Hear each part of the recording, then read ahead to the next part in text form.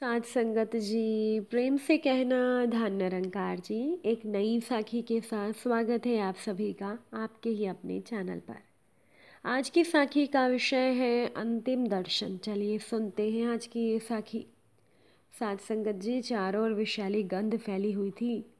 भीड़ मुंह ढके सारा मंजर चुपचाप देख और सुन रही थी, परंतु कह कोई कुछ नहीं रहा था।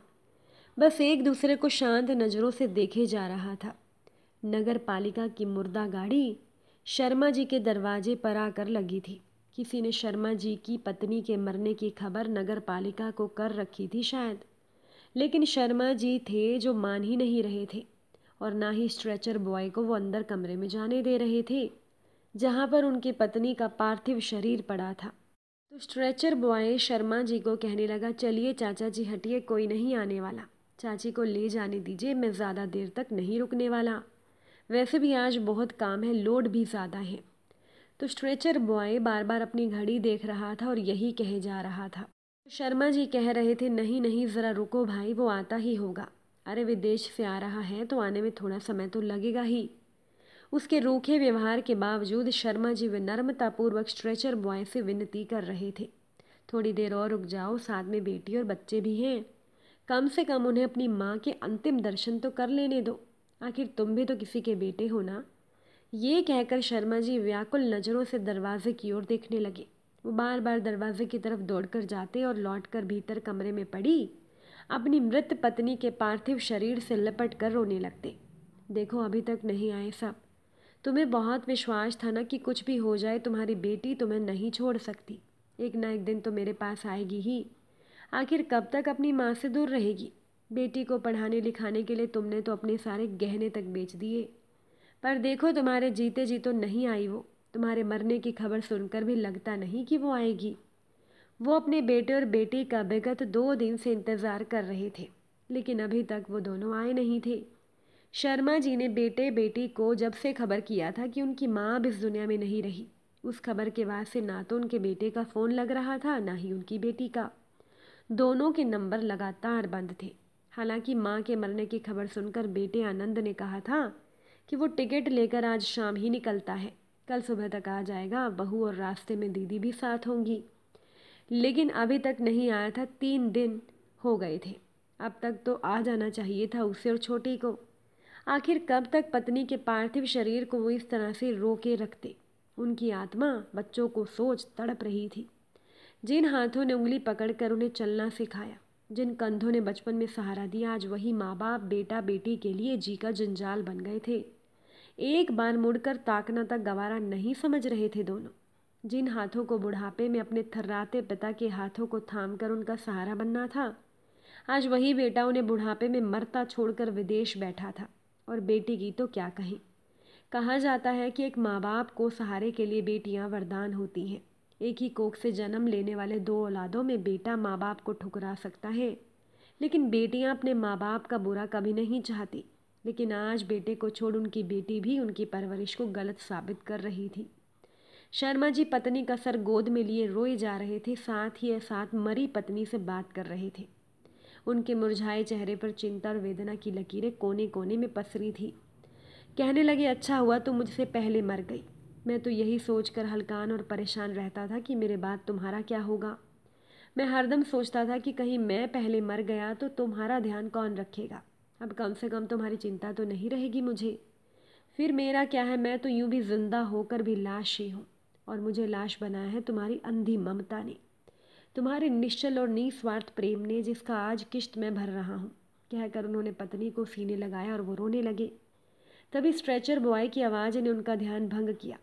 स्ट्रेचर बॉय लगभग खिसियाहट भरी लहजे में कहने लगा, हटिए भी चाचा, अब ले जाने दीजिए, कोई नहीं आएगा, मुझे ही अपना बेटा समझो और चाची को ले जाने दो। शर्मा जी ने भी मानव नियति से हार मान ली थी। उनके नाना करते भी स्ट्रेचर बॉय कमरे में आ गया, लेकिन अगले ही पल आश्चर्य से उनके कदम पीछे हो गए। बिस्तर पर एक नहीं 2 मृत शरीर पड़े थे, सड़ी सिकुड़ी 2 लाशें, जिसकी नज़रें खिड़की से जाने किसको ताक रही थी। एक शर्मा जी की पत्नी की, दूसरी उनकी खुद की। ये देख स्ट्रेचर बॉय की नज़रें शर्मा जी को ढूंढ रही थी, लेकिन वो कहीं नहीं थे। सच जान और सोच कर स्ट्रेचर बॉय की रूह कांप गई कि वो इतनी देर से शर्मा जी से नहीं बल्कि उनकी आत्मा से बात किए जा रहा था। इतनी देर तक शर्मा जी की आत्मा ने उसका रास्ता रोक रखा था। दूसरी तरफ बूढ़े माँ बाप को उनके जवान बच्चों के इस तरह मरता छोड़ जाने से पूरे मोहल्ले की आंखें दर्द से छल छला रही थी। सबकी आंखों में आंसू थे। हाँ, ये बात अलग थी कि किसी ने लाश को छुआ तक नहीं था और ना ही उन दोनों के अंतिम स्नान और कर्म की जहमत उठाने की कोशिश की थी। अकेला स्ट्रेचर बॉय वेदना में डूबा अपना कर्म कर रहा था। आज वो मुर्दों की बस्ती से 2 मुर्दे साथ ले जा रहा था श्राद्ध कर्म करने के लिए, क्योंकि और कुछ न सही शर्मा जी का अंतिम दर्शन तो सिर्फ उसने ही किया था। फिर चाहे वो उनकी आत्मा ही थी। दोनों की लाश जलाते स्ट्रेचर बॉय मन ही मन सोच रहा था कि कैसे अभागे माँ बाप हैं दोनों। दुनिया पितृ दिवस और मातृ दिवस मनाती रहती है और इन्हें मरकर भी इनके बच्चों के हाथों मुखाग्नि तक नसीब नहीं हुई। साथ संगत जी, सोहन और उसकी पत्नी जिंदगी के अंतिम पड़ाव पर है। शरीर भी कृशकाय हो चुका है। सोहन की पत्नी गंगा घर के कामकाज करने में असमर्थ हो गई है। अब तो ठीक से खाना भी नहीं बना पाती है, आंखों से कम दिखाई देता है। सोहन कमजोरी के कारण दिन भर खटिया में ही पड़े रहती हैं। निराश होकर सोहन ने बेटे को कहा कि अब हम अकेले नहीं रह सकते, अब तुम्हारे ही साथ रहेंगे। वैसे भी हम थोड़े दिनों के मेहमान हैं। तो बाप की बात को सुनकर लड़कों ने सलाह मशवरा किया, लेकिन पत्नियों की दखल अंदाजी के कारण एक निर्णय ना ले सके। बेटे एक स्वर में बोले, हमारी बहुएं नहीं चाहती कि हम आप दोनों को अपने साथ रखें। घर में झगड़ा ना हो, आप दोनों अलग अलग हमारे साथ रहें। तो ये निर्णय सुनकर दोनों माँ बाप तो हैरान रह गए। हिम्मत करके माँ गंगा ने डबडबाई आंखों से कहा, बेटा मैं देखने में लाचार होती जा रही हूँ। तुम्हारे बापू भी असहाय हो गए हैं, ये चलने फिरने में लाचार है। अब अपने साथ रख लो, कितने दिनों के मेहमान हैं। माँ की दीन बातों को सुनकर बेटों का दिल नहीं पसीजा और वो अपने निर्णय पर अड़िग रहे। अब तो दोनों निशब्द धरती कुरेदने लगे। फिर साहस बटोर कर दोनों इतना ही कह पाए कि इस उम्र में हमको अलग अलग रख कर किस अपराध की सजा दे रही हो।